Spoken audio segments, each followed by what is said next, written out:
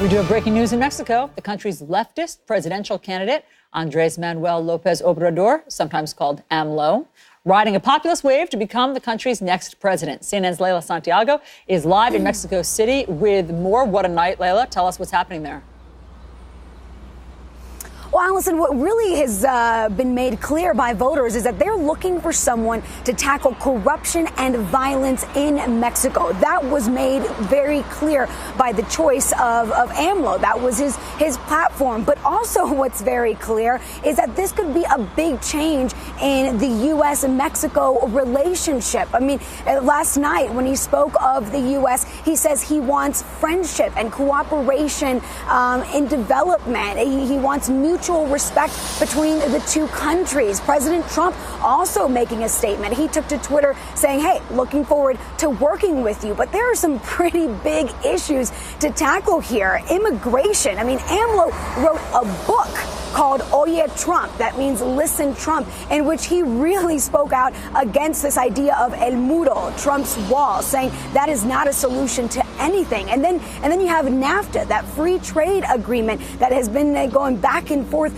for months now. And initially, AMLO was very critical of that. And he sort of softened his tone with some pressure of the business leaders here throughout the campaign. But he is much like Trump and saying this is not the best deal for my country. I want a better deal. And he is saying Mexico first. A lot of analysts have said that this is Mexico's Trump. So it'll be interesting to see the dynamic change in this relationship and where it'll go from here. All right, Leila Santiago for us in Mexico City. Joining us now, our chief international correspondent, Christiane Amanpour. And Christiane, this was a landslide victory.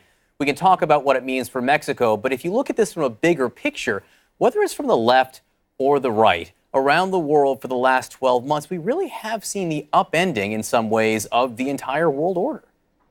No, you're absolutely right. In fact, for more than 2 years now, it started with Brexit here and traveled to the United States with Trump. And now it's in Latin America. It's not just Mexico. It's Colombia's recent election. And it's obviously in Europe as well. So, yes, this is a big sort of seismic shift. The real question is whether these populists or nationalists, whatever you call them, can actually deliver the promises that they have made. And in the case of AMLO, using his acronym, it's a long, long name, he obviously breaks with decades of tradition. The two main parties are out of the picture for the moment, and he is a leftist leader for the first time in decades in Mexico. He has a coalition that's somewhat unwieldy of very far-right conservatives, of very sort of left-wing unions, of religious groups as well. And he's promised big promises, like taking on corruption, which is incredibly important, vital for people's daily life and for business and the health of the country, tackling the violence, which is endemic and constant, and of course the poverty that springs up in many pockets of Mexico. But there is no set plan or nothing that we know about how he's going to pay for all of this.